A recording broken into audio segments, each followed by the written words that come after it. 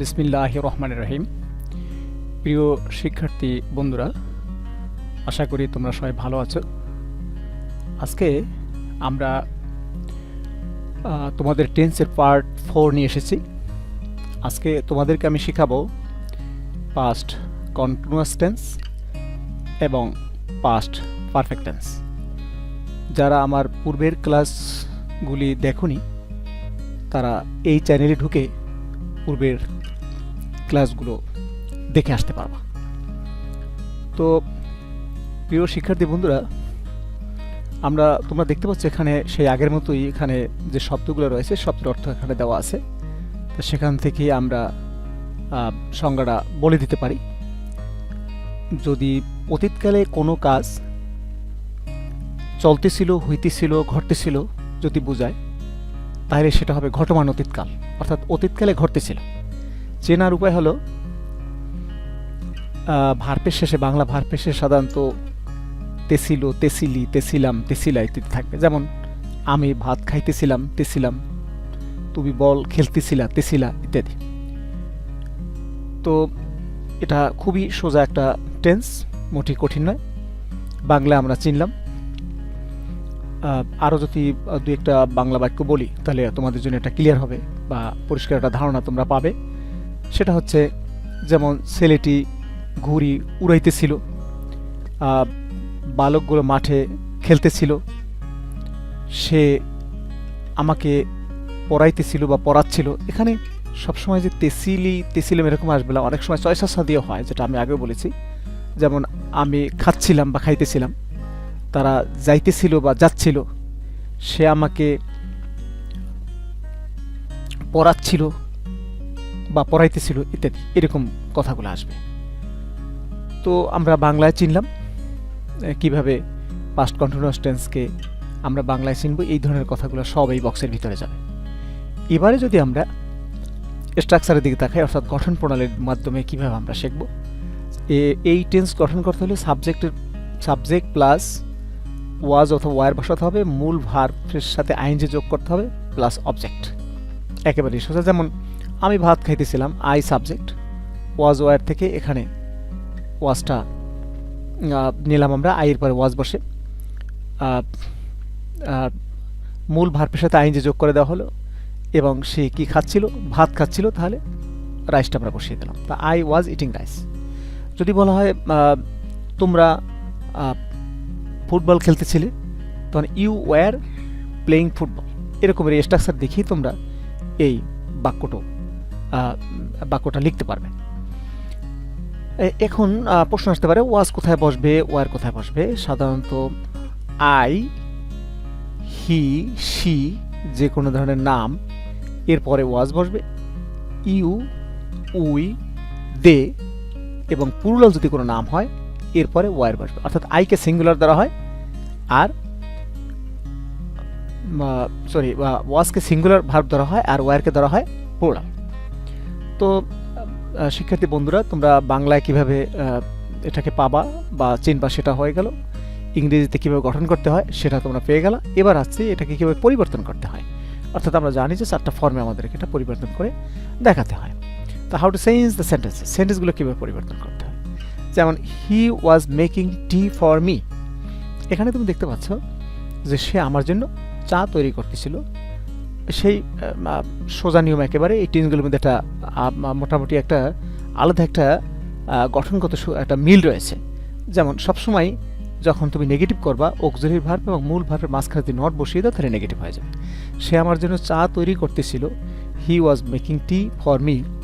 সে আমার জন্য চা তৈরি করছিল না, he was not making tea for me. এখন যদি ইন্টারোগেটিভ করতে হয় তাহলে এই অক্সিলারি ভার্বটাকে সাবজেক্টের আগে নিয়ে যেতে হবে।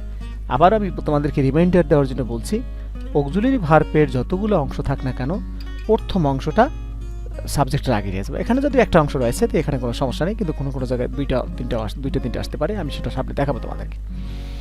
তো অক্সিলারি ভার্বটা আগে নিয়ে ইন্টারোগেটিভ হয়ে গেল। ওয়াজ হি মেকিং টি ফর মি, সে কি আমার জন্য চা তৈরি করছিল।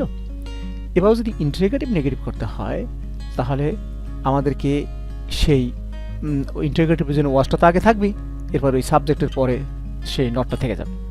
তাহলে এখন আর যদি এখানে আবার একটা ব্যাপার আছে, সেই আগের নিয়মের মতোই যদি ওয়াজনটা তুমি লেখো তাহলে একসাথে লিখতে হবে, আর যদি নট আলাদা লেখো তাহলে নট নাউনটাকে প্রোনাউনের পরে। তো আশা করি শিক্ষার্থী বন্ধুরা তোমরা পাস্ট কন্টিনিউয়াস টেন্স সম্বন্ধে একটা ধারণা পেয়েছো। তো এবার আমরা চলো সামনের দিকে অগ্রসর হই।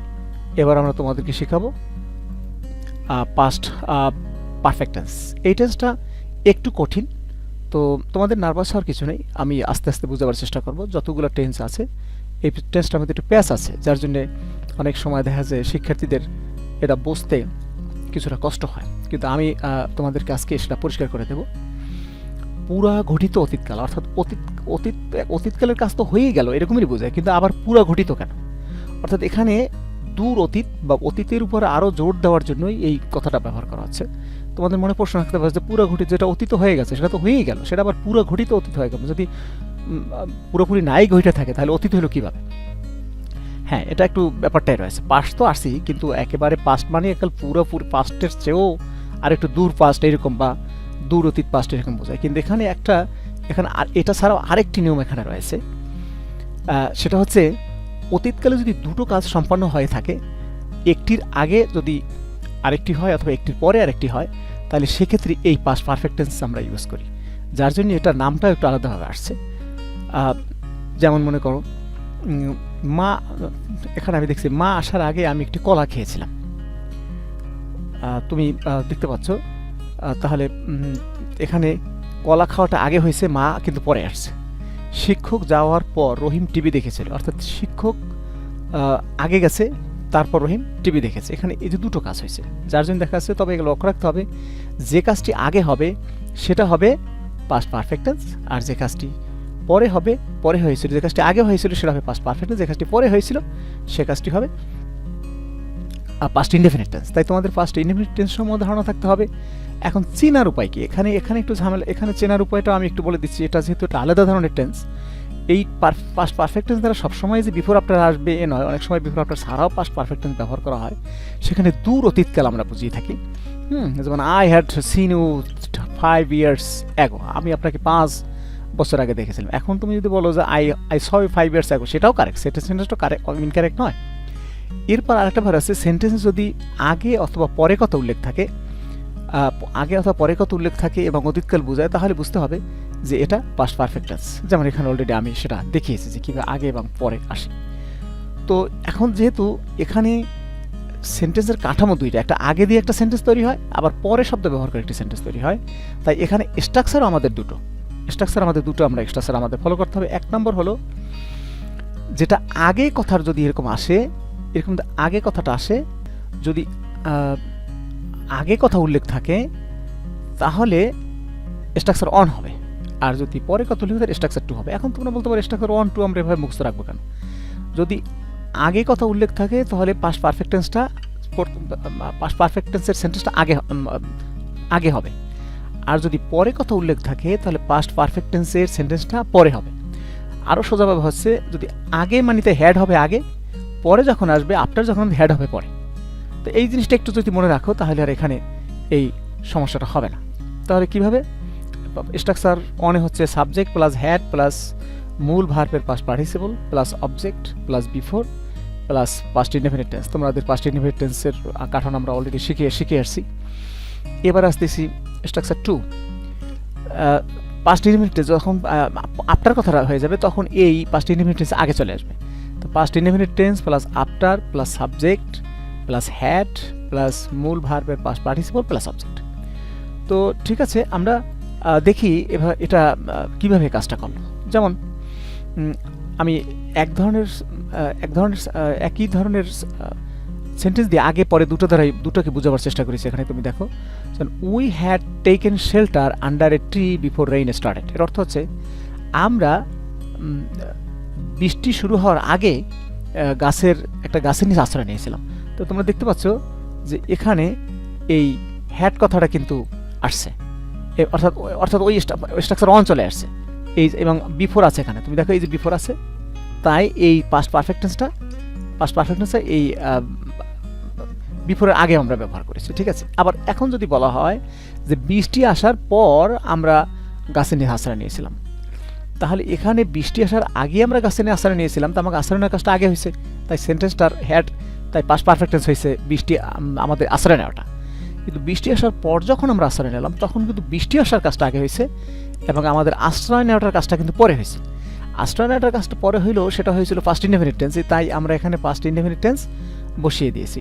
উই টুক শেল্টার, তুমি দেখো যে পাস্ট ইনডেফিনিট টেন্স চলে আসছে, we took shelter under a tree after rain had started. তো তোমরা আমরা আশা করি বুঝতে পারছো যে কিভাবে এই সেন্টেন্সটা আমি একটা সেন্টেন্স দিয়ে বুঝেছি, এক ধরনের সেন্টেন্স দিয়ে বুঝেছি এই জন্যে যে তোমাদের যাতে করে এটা বুঝতে কষ্ট না হয়। তা আশা করি শিক্ষার্থী বন্ধুরা তোমরা আমার এটা থেকে বুঝতে পেরেছো। তোমাদের যদি মন্তব্য থাকে সেটা তোমরা কমেন্টে জানাবে, আর ভালো লাগলে অবশ্যই তোমরা এটাকে লাইক কমেন্ট শেয়ার করো যাতে অন্যরাও শিখতে পারে, আর তখনই আমার এই শেখানো তোমাদের জন্য সার্থক হবে। তা আজকের এখানেই রাখি। Thank you very much, thank you all.